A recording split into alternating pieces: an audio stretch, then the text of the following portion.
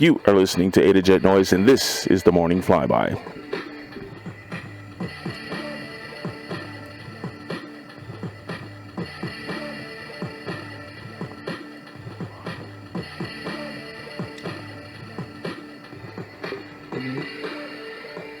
Thanks for joining me, everybody. Biden bombshelled by a bombshell. Yesterday was indeed a bizarre day in the news. Yesterday's bombshell report involving Hunter Biden was shrouded by the media and social media's decision not to reveal the bombshell. Facebook, Fox News, Twitter all released statements that the New York Post bombshell story would be blocked from their platforms. Now, the argument is that since part of the bombshell story involved in email, it showed email address, personal information, what have you. But it seems a little wishy-washy because many times emails have been posted in the news and shared through the media and social media, and the email, the personal address and all has been blocked out. So it seems a little strange that would be the reason as to why they weren't going to cover the story. Indeed, the story can be found at the New York Post website, and through a specific search, some images are starting to surface on part of the complete story. So that's important. So the further you go into this bombshell story, you'll find out that the email is just part of what's going on. It also looks as if the bombshell has put a real sting on the Biden campaign. The campaign has decided to put what they call culling lids on any of his appearances, not speaking to or answering any questions about the likely debilitating news. As well, it's announced that Barack Obama will pick up the campaign trail for his former VP and Democrat presidential hopeful, seemingly problematic path. This has gotten interesting. Looks like smooth sailing for ACB. Notorious ACB. After roughly 36 hours of watching Democrats read countless half sheets of paper, watch them stumble over questions aimlessly like drunk teens through a massive cornfield.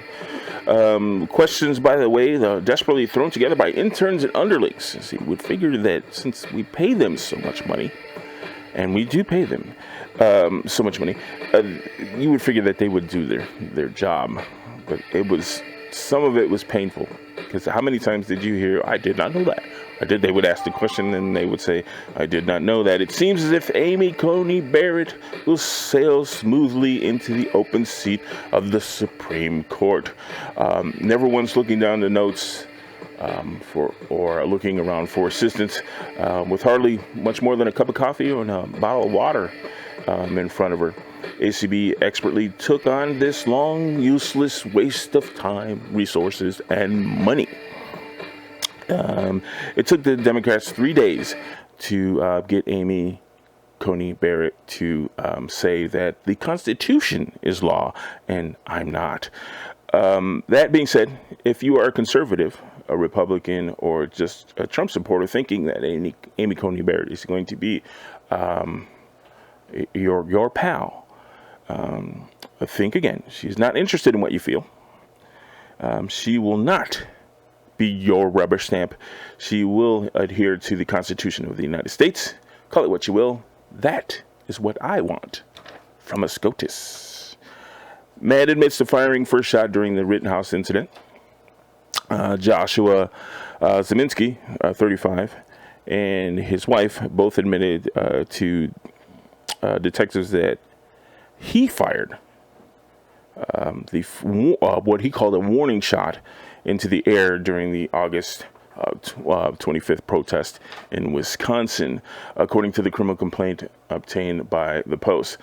Attorneys for Rittenhouse have called the gunshot a pivotal moment that left 17-year-old alleged militia member, fearing he had no way out as he was chased by protesters with no way to know, this is quote, no way to know who fired that shot. On the scene, reporter Richie McGinnis has also said that the sound of the shot was the moment Rittenhouse went from running away to aiming his weapon in what the teen's attorney insists was self-defense.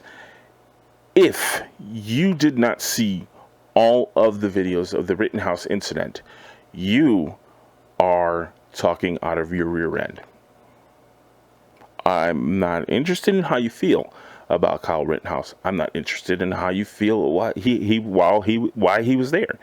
But if you did not see all of the video of the Rittenhouse incident, then you are just talking with your feelings, and your feelings are not the truth. The last video that was released was the scene behind the van. If you haven't seen that yet, there is someone that caught the angle behind the van where Rittenhouse disappeared when he was being chased, and the chaser lunged for Rittenhouse's gun. Game changer. Again, your feelings, God bless y'all. The truth, I think that's what we should be hanging our hat on. So if you get a chance, or if you're interested, or if you're not, that's awesome. Your life goes on. If you are, or if you feel like proving us wrong, proving me or whoever is on the Rittenhouse, in this case the Rittenhouse camp, go ahead and look over the videos. There's a lot, and it's actually kind of intriguing. Chris Cuomo reminded not to stray too far from the plantation. He in a recent interview with Democrat Senator Cory Booker, CNN's Chris Cuomo, who is, of course, no fan of President Trump, shared his feelings with the senator on just how he feels the former vice president is hurting his campaign by not answering the "Will you pack the court?" question. He feels, of course, Chris Cuomo feels that is hurting him. Election to try to I think it's hurting Biden. That's why I ask you, Senator. I think it's hurting Biden. I think when he was asked, would you consider it, Kamala Harris asked, well, we don't want to talk about it. We don't. Well, why? Why not? Doesn't he need a better answer than that about what's going on here? I mean, I could think of 2 or 3 answers that are better than that one just off the top of my head. Booker's response in his typical annoying I'm clever Cory fashion, by inserting common words in place of where curse words would normally be. Quote, this you do know, Chris. Excuse me. This you do know, Chris. Quote, this you do know, Chris. You should all over the nominee of your party. I'll repeat that like a normal person. This you do know, Chris. You should all over the nominee of your party. CNN unbiased?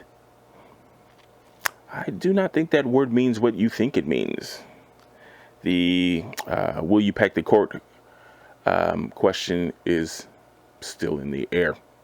Ohio woman sentenced to life for multiple rapes of 4 children. 26-year-old Amber Brewer was sentenced for savagely raping 4 children, ages at the time 8, 6, 4, and 3. This sentence came down after the Ohio resident pleaded guilty to brutal acts she committed with her boyfriend, Billy Shealy, 47, on the 4 children. According to the Brown County prosecutor, Zach Corbin, Brewer and her boyfriend made videos of their devastating acts of child abuse and then proceeded to trade them back and forth between themselves. The Ohio couple was inclined to exchange text messages in which they had in-depth discussion of the abuse and the videos. After 3 suicide attempts, the boyfriend, Sheely, was moved to a facility back in June for psychiatric examination. Sheely's attorney entered a not guilty plea by reason of insanity to the charges and also formally questioned Sheely's competence to stand trial, of which he still awaits. And in closing, Ice Cube has apparently been working with the Trump administration on the Platinum Plan. I will go into much more detail on the Platinum Plan because I feel it's important. And you may or may not like the Platinum Plan, but it could very well be a game changer. And there would be no reason for somebody like Ice Cube to get involved with someone like President Trump, or, tell you the truth, any president, knowing Ice Cube's history. One Twitter user dredged up an old Ice Cube tweet from August 2016 that reads, "I will never endorse a mother like Donald Trump, ever." To be fair, Ice Cube did not endorse Donald Trump. Chances are he probably will not. What he has done is notice that the Trump administration has actually put forth a massive effort to address what Ice Cube himself sees as an actual issue. The black distrust of the United States and the devastation of the black family and its communities. That would be the issue. Not clear as to who approached who first, but in a recent video, Ice Cube softly addresses what he has been doing behind the scenes. So I've been really going deep into this political space. Reading a lot of history, trying to understand how systems work, not getting caught up in anybody's rhetoric, but looking for my damn self, and just trying to figure out why we continue to, flounder at the bottom. What is it? And what I found is that it's systems in place, as we all know. It ain't because, we ain't doing what we supposed to do as black people, because, of course, we all can do better. There's shit that we need to do to clean up ourselves and our community, but besides that shit, Ice Cube has turned his findings into an important he's turned his findings into being an important contributor to the Trump Platinum Plan.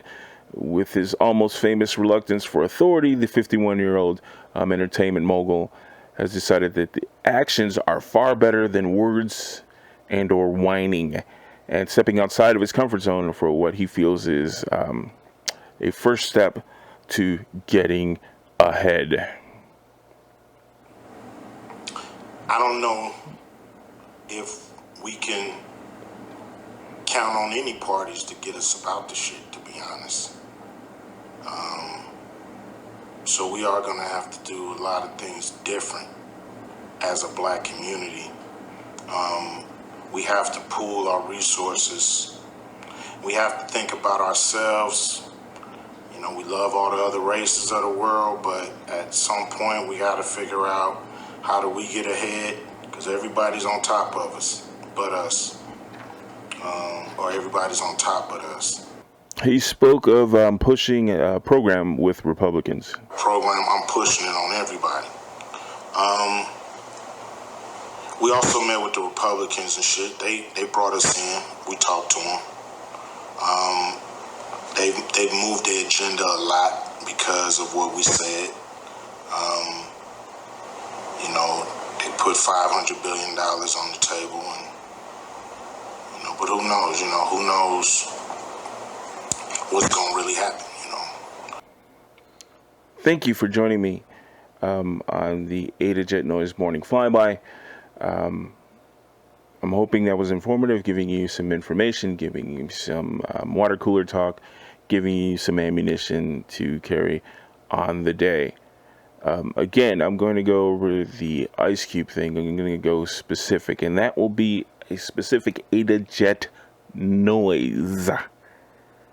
That will be not a morning flyby. That will be a Jet Noise. And those will be opinion pieces, and those are the ones that I'm trying to get under your skin. Oh, but anyway, no, actually, those my findings of the Jet Noise segments will be my findings as to what I'm seeing the general public saying and what is actually the truth. Not saying that the general public was not telling you the truth, or what you feel is the truth is not the truth. What I'm trying to do is get to the bottom line. What's happening is we're being misinformed, we're being misdirected, and I think that if we work together, we can treat each other better, make things happen better, and we can bring goodness back into the equation. So until then, thanks for being here, checking me out. Big hug, be good, be still, enjoy your life.